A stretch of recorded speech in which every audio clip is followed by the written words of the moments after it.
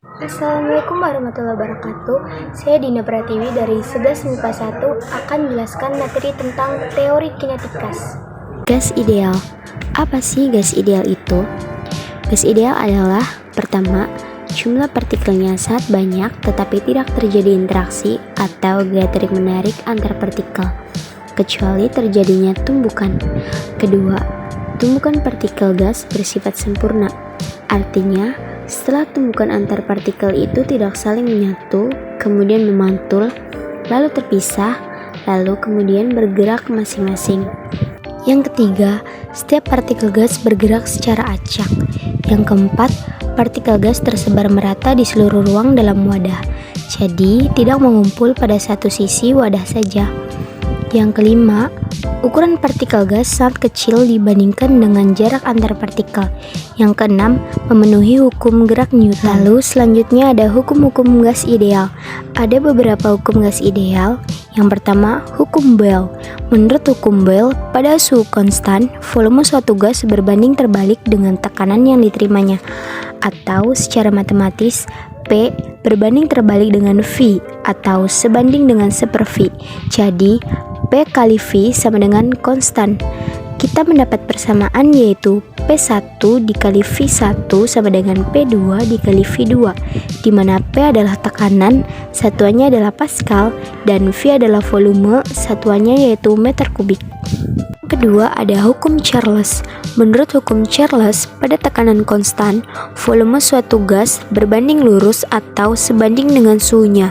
Jadi, semakin tinggi suhu, maka volume gas akan semakin besar.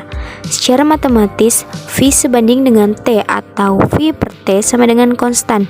Jadi, kita dapat rumus V1 per T1 sama dengan V2 per T2. Di mana V adalah volume, satuannya adalah meter kubik, dan T adalah suhu mutlak, satuannya adalah Kelvin. Yang ketiga ada hukum Gay-Lussac.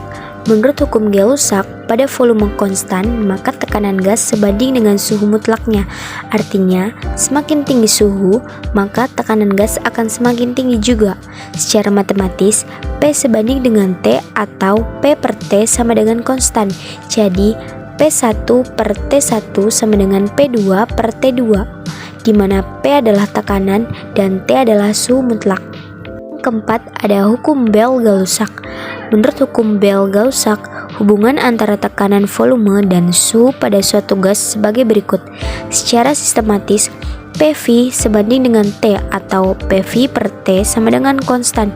Jadi, kita dapat rumus P1 dikali V1 per T1 sama dengan P2 dikali V2 per T2, di mana P adalah tekanan, V adalah volume, dan T adalah suhu mutlak. Selanjutnya ada proses dan usaha gas. Di sini ada 4 proses. Yang pertama ada proses isobar. Proses isobar sendiri artinya tekanannya tetap.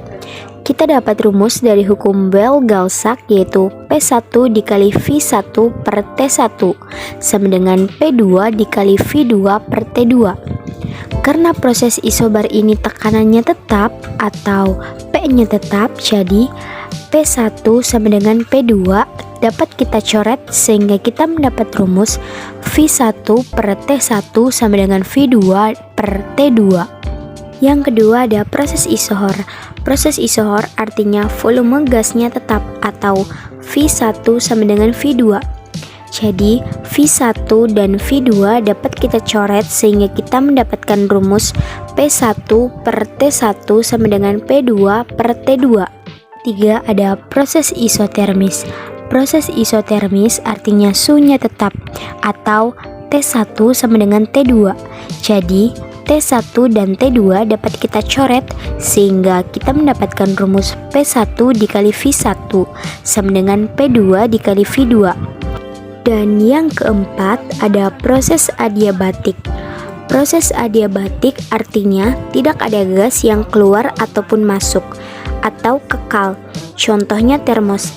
Ketika termos diisi air panas, suhunya tidak akan berkurang ataupun bertambah. Sekian penjelasan singkat dari saya, kurang lebihnya mohon maaf. Wassalamualaikum warahmatullahi wabarakatuh.